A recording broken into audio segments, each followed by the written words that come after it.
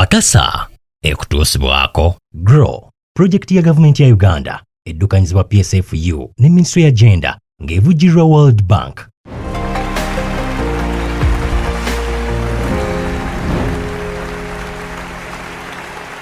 Kabakadde ka program Pakasa ekyo ky'olunaku olwaleero tugenda kutunuulira nsonga ya ssente. Tukugamba ffe wano ku program Pakasa twajja kubanga tukutangaaza kweza ensonga z'oyinako ebibuuzo oba z'otategeera bulungi ku side eya ssente. Era ng'ekyo ky'olunaku olwaleero tugenda kutunuulira ensonga ya financial literacy. Abantu abasinga tugamba twagala osome ebintu ebyekuusa ku ssente, twagala omanye enkwata ya ssente, twagala osige ssente, otereke ssente, weewole ssente osobole okuzizaayo ku magoba nga matuufu ate obeere nga tutaaganyizibwa loan eyo. Naye ebyo byonna okubiddamu olina okubanga mu lufuutufuuti olina financial literacy gwe ng'omukyala oba omuntu atulaba. Naye nga tukujjukiza programu eno ekutuusibwako banaffe aba GROW project eya gavumenti ya Uganda eteekebwa mu nkola Ministry eya Gender ne Private Sector Foundation Uganda nga bavujjirirwa World Bank. Tugenda kutandika n'abakugu abali mu studio naye nga okutubuuzaako omu ku bakugu baffe gwe tuli nabo ye mukyala Prosi.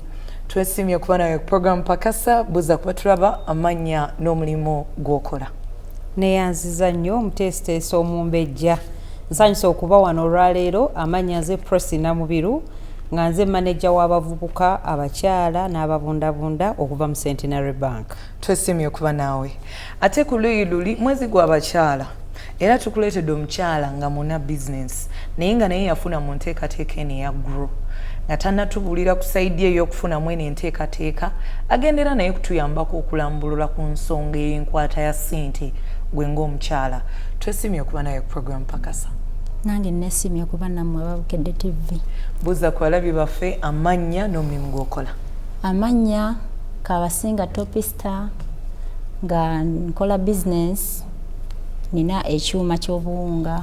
Biki bye nina okumanya ku nkwata y'essente ebisookerwako ng'omukyala okusobola okutuuka ku buwanguzi oba ku biruubirirwa byange? Neyanziza nnyo omumbejja.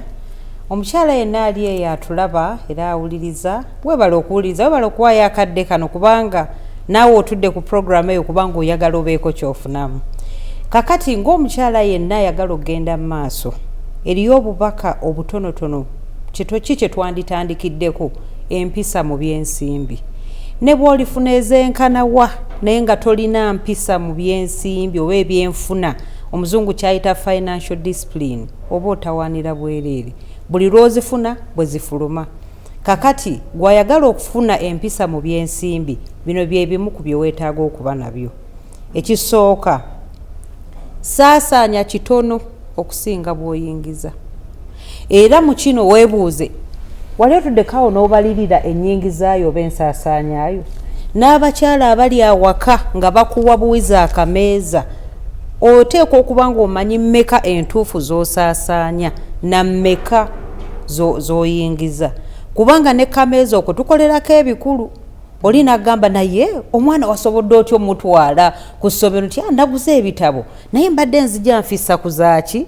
Ku za kameeza. Kakati tuleme kuzanyira mu ssente za kameeza. Nze neebaza omwami owange naye akameeza akateeka wate nga ffenna tukola. Naye buli wiiki ez'akameeza zikola ki? Yaguyita namusolo agaleka guno musolo Sunday evening n'agamba kwatiraawo. Abakyala abali awaka, akameeza ako koolaba nti kyateeka omwami alina okumpa ajja zikuwa kuba akyazirina. Eriyo abantu mu Kereziya be tuyita ba catechists abasomesa eddiini. Omusomesa omu twagenda ne tubasomesa bambi emirundi egisinga baba bubi. N'atugamba nti awaka nalekanga ez'akameeza omutwalo buli lunaku nga gumala. Bwe mwatusomesa netandika okusalangako 3,000 nembawa 7 nga nziteeka mu kikebe. N'atugamba nti mukomyewo omwaka guno njagala obbabuulira nti omwaka bwe gwaggwako ssente ze nali nfunye nayingira ekibiina ng'omwaka guweddeko. Ekibiina mwe nayingira bannyongerezaako ne neewolayo kaloona akasaamusaamu era nagula ploti. Yali yakyankalanye mu maka nga takyalina nnyumba waabeera naga nagula ploti omukyala uyamba ampeera obujulizi kati tulina mu kuzimba tukubyewo bloka zaffe tuzimba so teriyo sente entono nnyo ze tulowooza nti tosobola kutandikirako kutereka tweyanza nnyo mukyala Topisto okwongereza ku mukyala Prosi kyayogedde bwengana nyini business oba mu business yo y'okuba obuwunga n'okwongera omutindo ku kasooli gwe biki byolaba bisookerwako omukyala byandikozesezza mu nkwata eya ssente neyanza nnyo Mumbejja kaakati ffe ng'abakyala tulina ekizibu kimu buli wotandika buli woyagala okutandika oba oyagala kinene saate nga n'ekitono osobola okutandika nakyo ekisingira ddala kyensinga okwekakasa mu bizinesi ekisinga obukulu kuba na mazima kubanga abasinga kati nga nze saatandikako nga nina kapito wabula nabeeranga na mazima gange neŋŋenda ew'omuntu ne mugamba mpaka sooli ne mutwala ku kyuma ky'omuntu omulala n'enkuba nenfuna akawunga nenkatwala mu school nenkatunda nenzigyayo ssente nensasula kasooli ekitegeeza tewalina kapito yadde saalina kapito wadde ekikumi wabula kugamba kugenda kuneesiga tulwokuba natandikira ku mwami wange already yeye ali mu system kati nange okwo kwe natandikira abantu ne bammanya netandikanga okubeera nga nange mbeewolako kasooli olinakuwa kasooli n'okuva mu kyuma ky'omuntu omulala n'osasula milling charge n'otwala mu school n'entunda akawunga nenfuna ssente nensasula yampadde kasooli ate naddamu nampa kala amazima mu zino basics era ez'okukwata ssente amazima kuba abantu abamu by the way ekisinga baleetera okufiirwa ssente mazima supply yamusupplyinga agaana omusasula kati nabeera nga talina kukolera ku cash basis tweyongere maaso kati n'ekirala ekisinga okulemesa abakyala kwekiririzaamu buli mukyala wabeera nga teyekiririzaamu nti nsobola tasobola kyekiviirako ekyo nti abakyala abasinga babeera tebekkiririzaamu agamba ate kakati ntandike kwegamba alaba nga kizibu okutandika alaba nga kizibu buli wamu nagate awo ŋŋendewo kati nga nze sirina wentya era bwe ŋŋamba nti nno kati noonya market tiŋŋenda ku Bukedde TV era tekiŋŋaana kujja nenkugamba Mumbejja nze nina business weti ne weti ne weti wabula nsaba kolaki tukoze tutya okwejjamu okutya kubanga ensonga abakyala tutya tubeera netugamba banandaba batya oba bandabye bana okwejjamu okutya okwo gwe wakikola otya ekyokwejjamu okutya gwe kwennyini ng'omuntu gw'olina okusinziira n'omanya kyo kyoyagala oyagala ki omukyala olina okumanya ki kyoyagala kasita oba nga olina kyoyagala mu bulamu obeera ne goal yo oba kitegedde kati buli wobeera ne goal ate ne weetya tosobola gituukiriza tugenda kulaba emboozi yaffe esooka ekyo ky'olunaku olwaleero naye bwe tudda mu studio tukyakuba torch okuumya otya ssente gwe ng'omukyala omwaka guno n'emyaka egijja mu maaso nga tofunye kusoomoozebwa tovaawo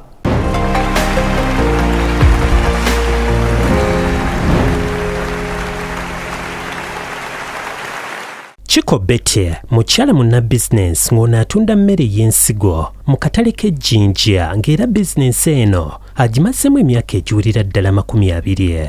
Mu bizinensi eno Chiko akozesa abakozi abawulira ddala 10 buli lunaku era talina kwemulugunya kwonna olw'engeri bizinensi ye gy'etambulamu n'engeri gy'ayingizaamu ensimbi.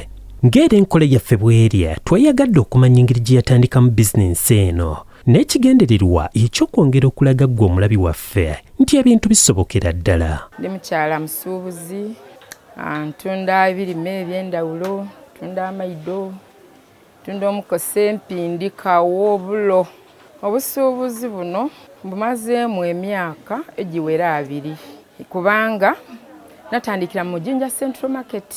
Z'ensimbi ezitandika bizinensi eno wazijjawa? Bizinensi eno natandika n'emitwalo 10 olw'okuba nti nalina akatandiika ate nga nkaali kufuna ino bumanirivu sente naagwa bwengwa nalinayo mulamu wange yali afumbirwanga muganda wange mukulu wange nga antumanga ebintu najja Kampala namuleetera so zena bwe nagwa yankoba nga ati aigo kyobanga owesiiza ng'onkoba nga nkuwa ng'ogula bw'otunda ng'oyiza ate nga nkuwa ng'ogula kyozira naida nga ananda nti mpola Mukama bwe yajja nga angaziyagaziya n'asalawo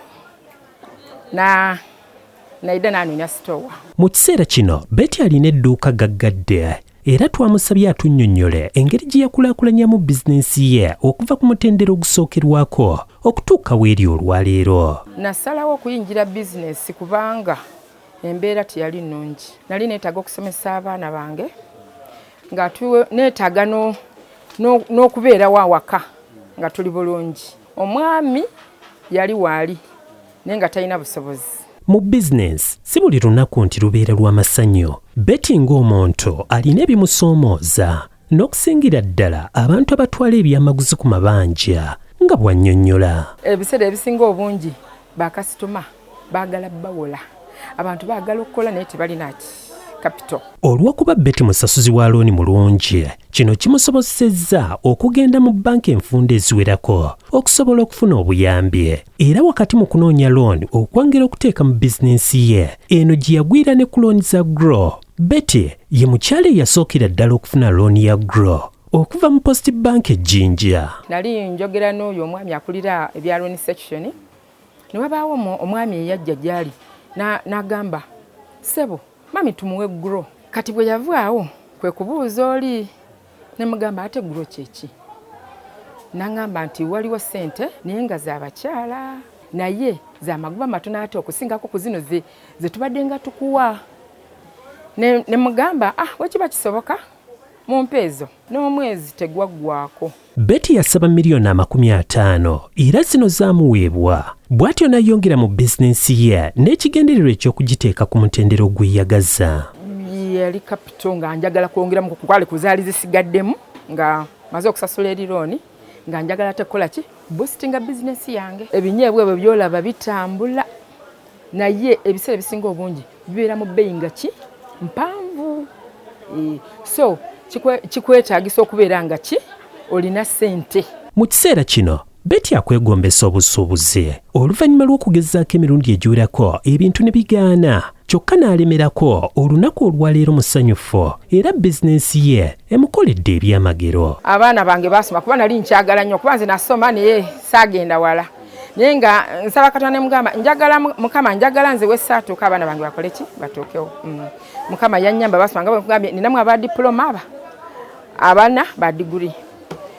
Ekyokubiri tubaddewo kwegamba nga tetubulirirwa kuba kati eno bizinensi nga ekiseera kiyinza okutuuka ne ngamba kangende nongoseko kubinjiba niwe oba oliawo ng'oli kulongosa binyumba kugamba enkya ngende nina kasima alikwagala kiro 5 oli alikwagala kiro 10 ogenda okulaba ng'okasima omufuna ono Sande ovudde ku kyaki ng'obeera nga azze okukola ki okukola. Bawagiddwa Grow, projekiti ya gavumenti ya Uganda eddukanyizibwa PSFU ne Minisitule ya Gender ng'evujjirwa World Bank. Abantu b'Ejjinja koddeyo omanyi wano tukugamba ku program Pakasa Grow Project abakyale bawadde ssente mu bitundu byonna eby'eggwanga.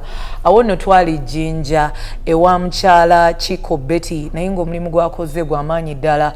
Ye we yafuna ssente zino yayongera mu bizinensi ye n'atakoma ku kwekulaakulanya yekka. Naye n'abakyala obalaba balonda ebinyeebwa basobodde okufuna akasente baweredde abaana kuba omukyala omu yeewaayo kola enkyukakyuka. Tuli mwezi gw'abakyala. Gw'omukyala asooka otunuulira abantu abakwetoolodde olina enkyukakyuka gy'okola oba nga tonatandika keekakisa oba keekaseera obeeko kyokola naddala eri bakyala banno awamu n'abantu abakwetoolodde. Mukyala Topista, emboozi ya Chiko Betty ogirabye? Ngirabye bulungi. Ku sayidi eya bizinensi oba fe abakyala okola ssente twayogedde ku financial literacy mu mboozi y'ebiki bye tusobola omuyigirako? Mu mboozi y'omukyala oyo kye tusooka okumuyigirako nti tusobola otandika n'ekitono ekimala n'ekigejja. Emboozi y'omukyala oyo tusobola omuyigirako nti osobola okuyambako ne bakyala bonna abalala n'obakwata ku mukono. Okay, njagala ku nsonga eyo okutandika n'ekitono ne tugaziwa kubanga naawe kiwakola. Biki bye nina okumanya ku ssente zino okuzireetera okuzaala okuva ku kitono kwendi okukigaziya nze ng'omukyala nga tutunuulidde experience yo gwe ng'omukyala alina ekyuma kya kasooli awamu n'emboozi eya Kikobeti. Kakati kyetusinga ennyo okutunuulira nga tukola ng'oyagala bizinensi yegaziwe. Ekisookera ddala olina okuba nga osevinga essente z'ofunye, manya capital gw'ofunye, olina okuba ng'obala ebitabo byo kwegamba nga omanya z'oyingiza ne z'ofulumya. Kubanga abakyala abasinga obungi atandika na kitono naye ate ng'afulumya era kingi nekimuleetera okugwa. So singa oba otandise n'akasente katono n'omanya nti nina katono noba nga osavingako n'omanya nti nina okusavingako kano, then zino za business. Niyigiriza nti empisa ey'okusavinga ntera kyogera wano nti nange olumu kinkalubiriza naddala mu business kuba batugamba ate gwe omuntu oyawukana ku business yo. Kakati niyigiriza nti eyo empisa ninga nti kati zino nsavingira business zino nsavingira nze ng'omuntu. Kakati neyanziza nnyabo kakati oyina okuyiga okusavinga era ogwe kennyini gw'olina okyeteekamu n'okyeteekamu n'ogamba nina okusavinga kubanga bw'otasavinga ne woba ne bizinensi nnene nga tosavinga tosobola kukola ki, tesobola kubeerawo. Okay, tweyanze nnyo omukyala Prosi, biki omukyala ku nkwata eya ssente bye tusobola oyigira ku Kikobeti then tudde ku side eya loan eya Grow? Okay, neyanziza nnyo ssebo Omumbejja okutandikira ku mukyala oyo omukyala Kiko. Nze nga banka nja kugamba nti omukyala yenna ayagala okukulaakulana totya looni. Totya looni, genda ate looni bw'ogifuna ekyokubiri gikozese ekyo kyennyini ky'ogifunidde. Abamu tumanyi okufuna looni ne tusooka ne tuga ludde n'okulya akanyama kasooke neeweemu kiro y'ennyama awo oba olemeddwa otandise olugendo lwo olw'okumeremererwa. So totya looni, kyakubiri bw'ogifuna gikozese ekyo kyennyini kyeteekeddwa okukola. Ekyokusatu, looni eno bw'ogifuna gisasule nga bwe weeyamye mu budde obutuufu. Looni buli lwekuseeseetukako n'oyita mu budde bwayo. Mu banka tulina ekigambo kye tugamba nti eri mu arrears. Buli lunaku olugenda nga tosasudde looni weeyina gisasulira yeeyongerako amagoba. Kangeze weewola ng'olina okuzzaayo emitwalo 10 olwaleero. Bw'otagizaayo leero enkya n'osasula ojja kwesanga nti tegiri 10, ojja kwesanga nti gifuuse 10 oba mu 15,000. Kati okwewala ebyo bwe weewola sente zikozesa ky'olina ozikozesa ate sasula looni nga bw'olina ogisasula. Ekirala ky'ombuuzizza nti tusinzira ku ky'ogamba nti ono katumuwe 7, ono katumuwe 10. Ekisooka tujja ne tulaba bizinensi yo.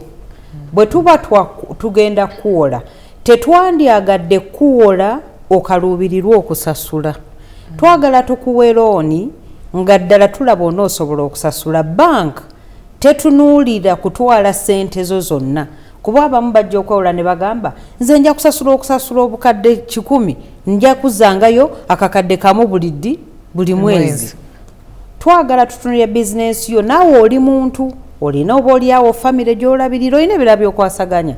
So twagala osasule naye ate tukulekereko ekitundu ku ssente zo nti ojja kusigaza obulamu bwo ng'obutambuza ekitundu kino ku nnyingizaayo kye tugamba nti ojja kusasula nga bweziti buli mwezi.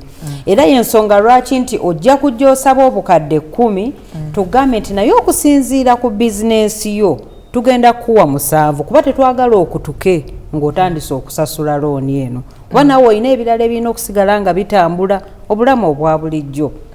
Ekirala, olumu n'omusingo guno gusalawo obunene bwa ssente ze tukuwa. Omuntu agenda okutwala kangeze obukadde 10 tetujja kumuwa nga talina musingo gujyamu ssente ezo. So tusinziira ku musingo okusalawo ssente mmeka ze tugenda okuwa.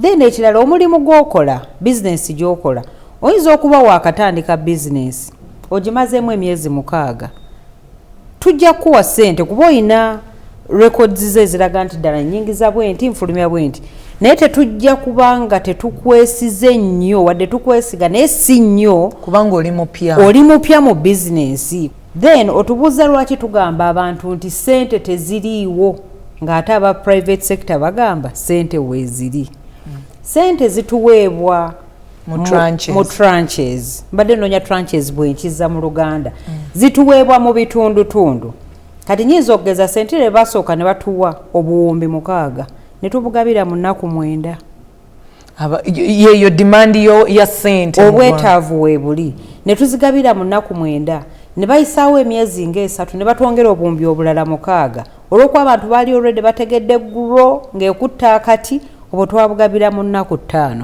nabo ne buggwawo ne baddamu ne batwongera obuwumbi obulala naye nabwo twabukola ki twabumalawo kakati gwe omukyala ali eyo bannaffe be twatandikira nabo ne betwawa ssente za grow mu September olw'okuba za bizinesi baagala kulanga bizinesi zikula batandikirawo okusasula mu October so wenjogerera kati tulina obuwumbi obusasuddwa okuva mu abo abasooka okufuna obusoba n'obuwumbi 2 ssente zino weeziri era tukoowoola abakyala bonna abali eyo gwe ne bw'oba wasaba grow loan ne bagamba nti alindako zikyaweddewo ziggwawo naye zigira ne zidda essaawa zino mbakoowoola mwenna abali eyo nti nasabako mu sentinale y'egindi oli Yumbe oli Kagadi oli luddawa ddayo ogambe loans officer awo nti baŋŋambye weeziri ssente weeziri era mbakakasa weeziri mujje tubawole ssente zino tukulaakulane toyanza nnyo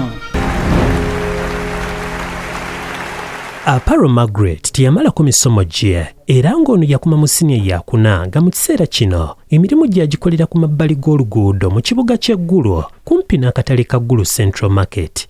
Aparo okusinga atunda mivumba gy'engoye z'abaana ng'omulimu guno agukoledde ebbanga lya myaka 12 ng'era omulimu guno akyagutwalira ddala mu maaso.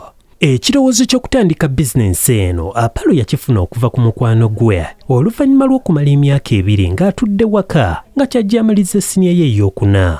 Ono yatandika bizinensi eno n'emitwalo 50 ng'era yasaba bw'atyo n'aweebwa akafo akatonotono kumpi n'edduuka ku luguudo mu kibuga Ggulo bw'atyo n'atandika okukola. I came back, I was staying home. After that, I came to my friend. He told me that you can start this business of selling clothes for children.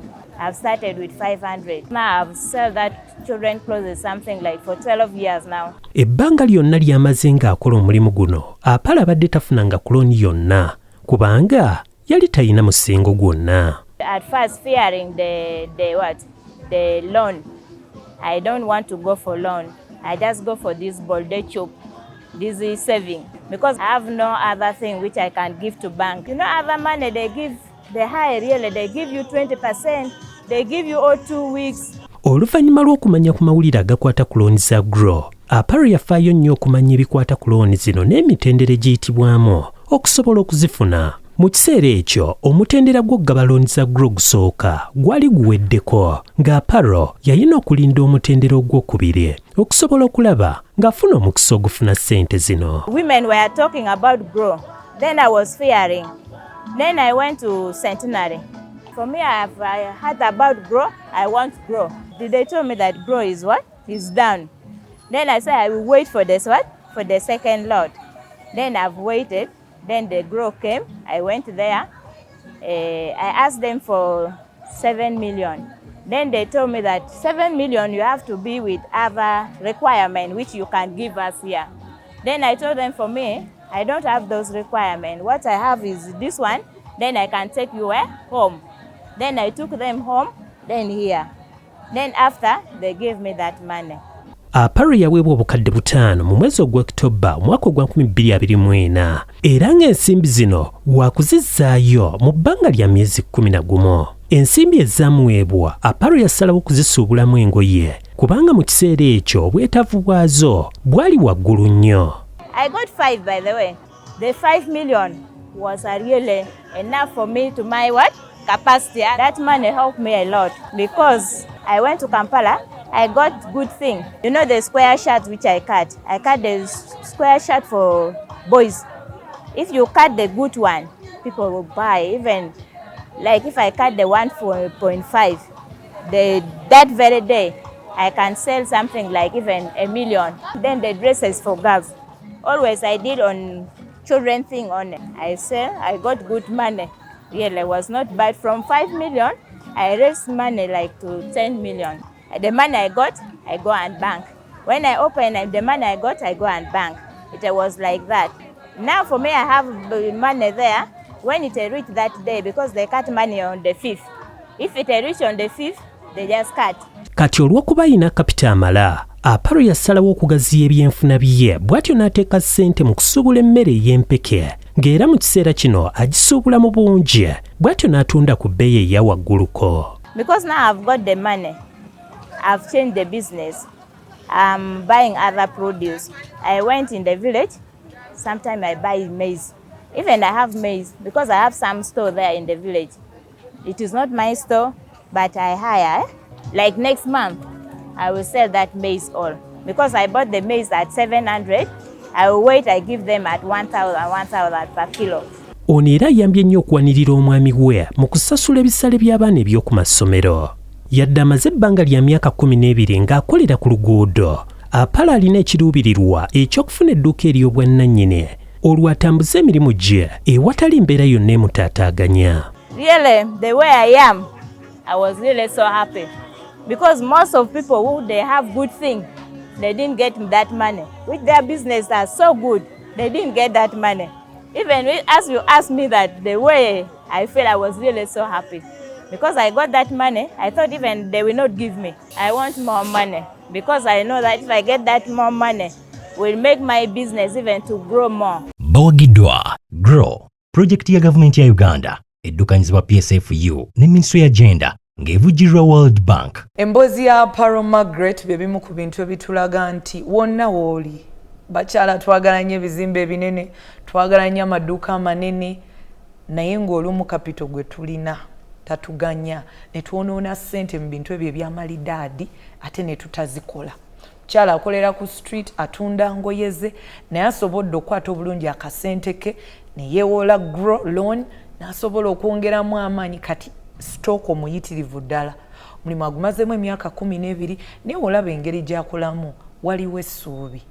Omukyalo ono ava mu kitundu ekyeggulu tulaga nti Grow tewaba Nakampala bokka. Buli muntu yenna oba ng'oli mu ggwanga lyattu erya Uganda, ng'oli mukyala ali mu business, olina omukisa. Omukyalo okuva mu Centenary Bank atugambye ssente zikyaliyo.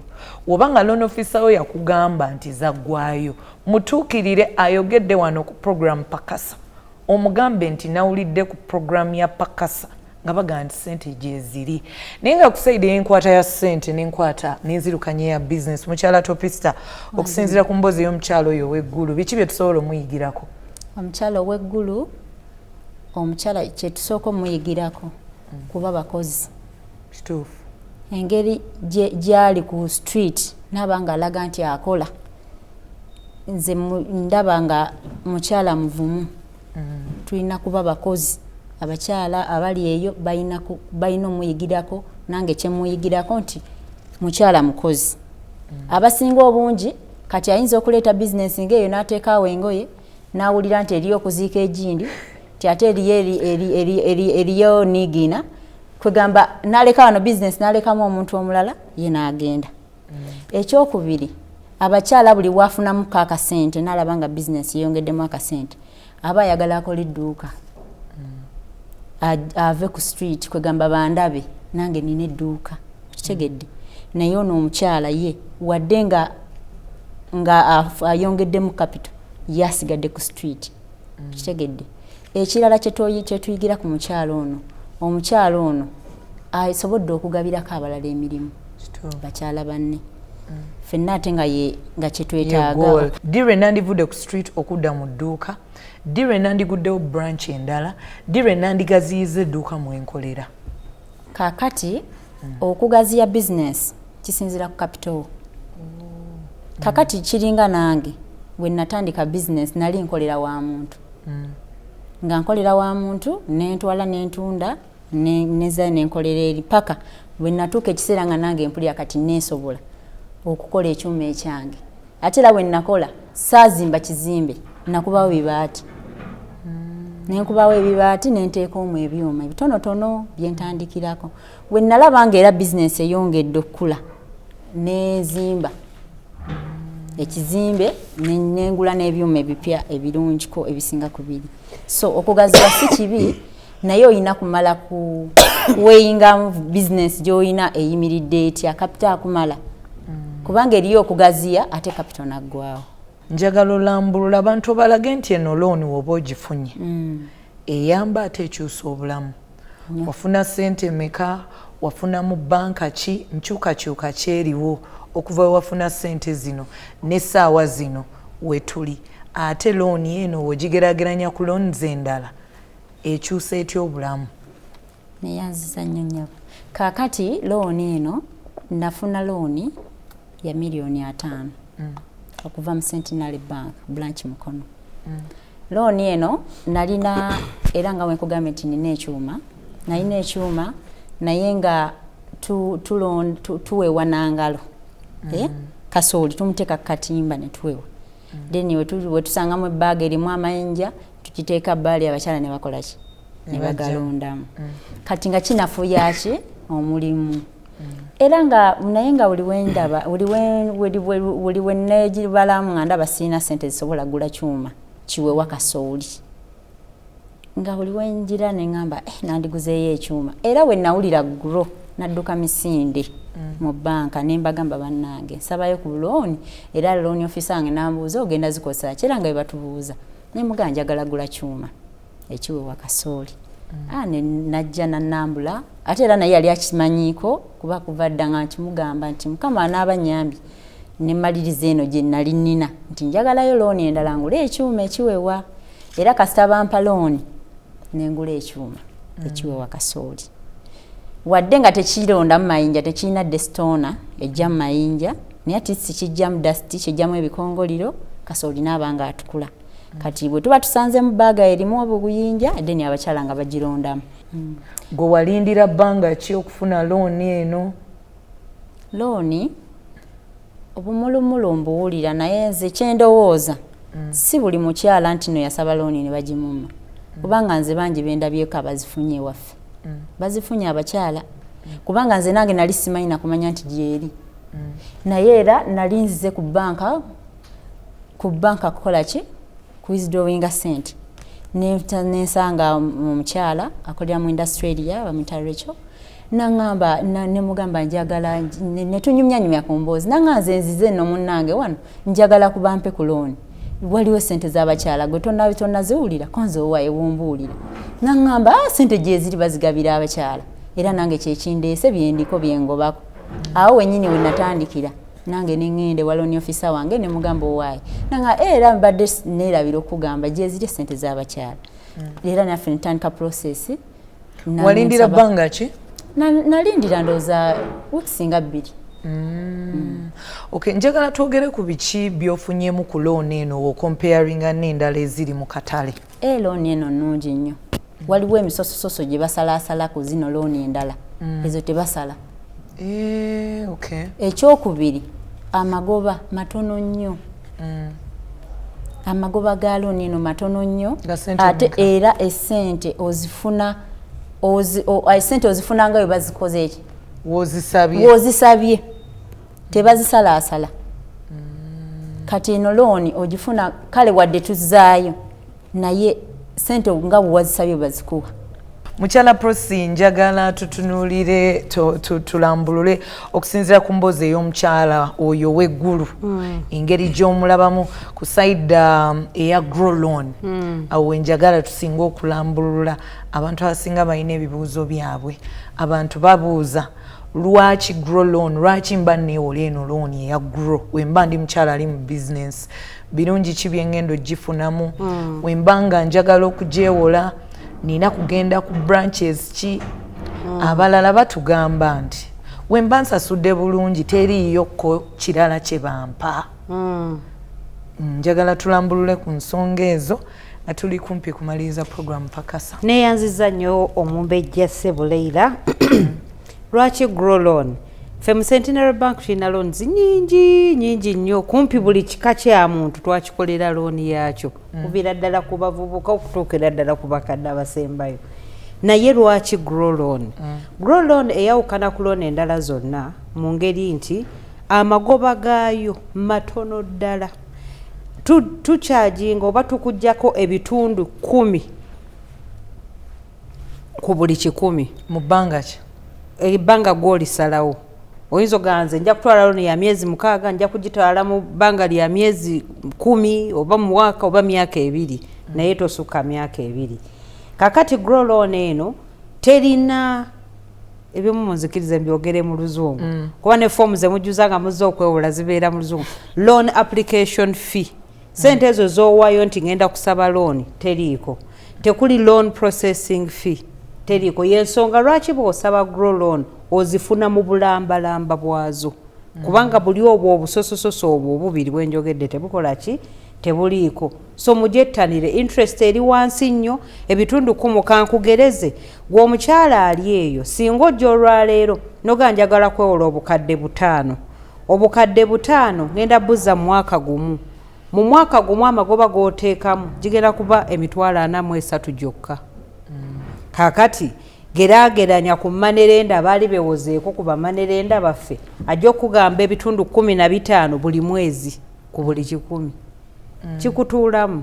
Naye bizinesi yonna eneekula grow loan weeri ejja kukula naawe kubanga amagoba matono nnyo ate nga teriiko misoso mirala. Kyakubiri, bw'oba oyagala grow loan ng'ozze mu Centenary Bank ogisangawa? Amatabi tuweereza ddala amatabi 82 kati. N'abakazi bagamba bagendeyo babagamba sente zaawedde. Sente gye ziri. Nze Prosi Namubiru, nze maneja w'abakyala, ntuula ku Mapeera. Naye singa ogenda yonna gy'ogenze gamba nti twalabye ne program maneja w'abakyala yatugambye sente gye ziri. Bane mujje mu Centenary Bank sente gye ziri. Mukyala Prosi, okw'omulugunya kuno kw'okuvuddewa abamu abakyala si bamativu g'osuubira kyekyandikoleddwa okakasa nti nno ensonga eyo tugikendeeza? Okwemulugunya nze nsuubira ate naffe abakyala olumu tetutwala buvunaanyizibwa kumanya bigenda mu maaso mu nsi. Naye ng'ekyamazima sente weeziri zigabiddwa, naye ng'ate gwe tolowooza nti ojja zifuna nawe nga tolina ky'olina wadde otandika ogambe baatugambye grow loan weeziri nange nginonye. Nedda, baako bizinesi gy'otandise kubanga grow loan kyova olaba omukulembeze w'eggwanga atuwabula bulijjo ku sente zino n'agamba abaagala okukka wansi wa miliyoni 4 bagende mu PDM mu myoga. Naye zino sente zajja nga zakuyamba omukyala alina kyatandise zimuteeke ku mutendero omulala, so si kulowooza nti za buli omu. Okay, nga tumaliriza kasemberayo ddala njagala twogere ku bannaffe bano abali abalema oba bali able differently, abantu abali mu district z'ababundabunda oba ababundabunda awamu n'abakyala basasudde obulungi, waliyoko ka bonus ke mubawa? Neyanziza nnyo Omumbejja. Omukyala yenna ali eyo gwe ky'oba okola funa grow loan, sasula bulungi osirike. Eno loan tebangawo.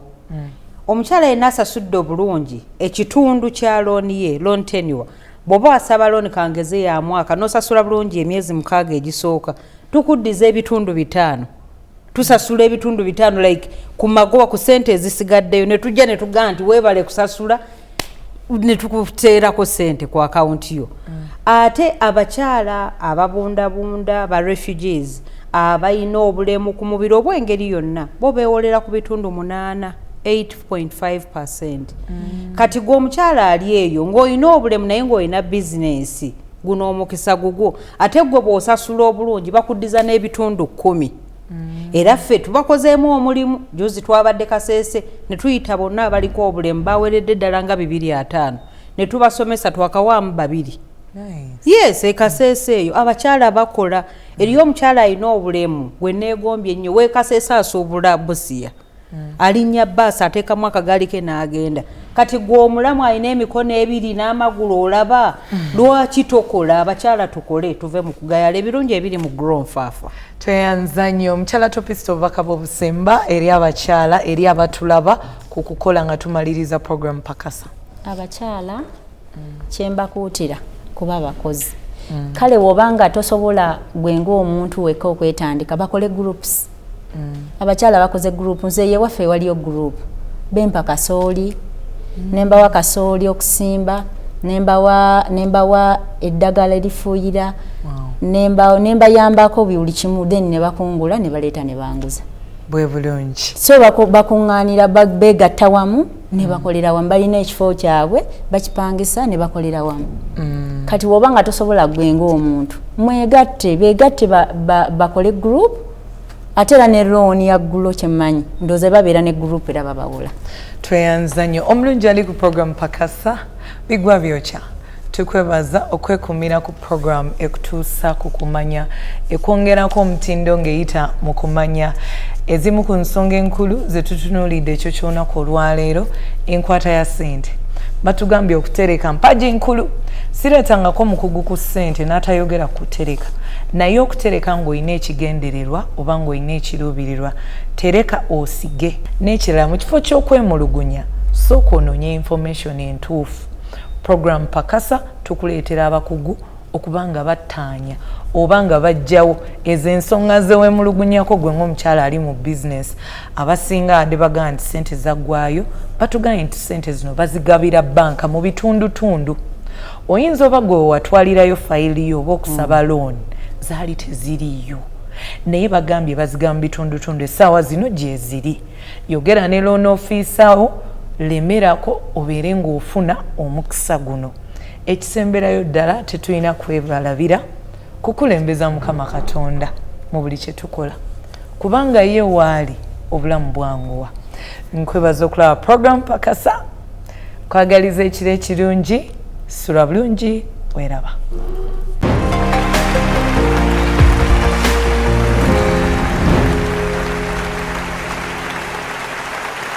Agala abakyala bakitegere nti ssente eza gro tusigala tuzongerayo buli kiseera, tuzirilizingira mu phases era zikyaliwo, naye abaasaba mugende nga mutukiriya banks zammwe. Oli mukyala munna bizinesi era oyagala bizinesi yeekulaakulane? Gavumenti ya Uganda ekuleetedde ssente za gro era nga weewola okuva ku bukadde buno okutuuka ku bukadde 2 n'osasula mu bbanga lya myaka 2 ate nga gwasasula mu budde olina mukisa ddala. Eri abakyala abanoonyi b'obubudamu nammwe abaliko obulemu, enteekateeka eno egenda kubakolako mu ngeri ey'enjawulo. Okumanya ebisingawo, tuukirira Post Bank, Equity Bank, DFCO, Centenary Bank, Finance Trust Bank ne Stanbic Bank, oba genda ku mukutu gwaffe ogwa www.grow.go.ug oba okujja ku ofiisi za PSFU ku Kyaddondo Road e Nakasero ku kizimbe kya Trust Tower omwaliiro ogusooka, oba okuweereza obubaka bwa WhatsApp ku nooti 7623 449 Omukisa guno gw'abakyala bonna okwetooloola eggwanga era ng'enteekateeka ya Grow evujjirirwa banka y'ensi yonna n'eteekebwa mu nkola Ministry y'ekikula ky'abantu ne Private Sector Foundation Uganda. Grow, generating growth opportunities and productivity for women enterprises.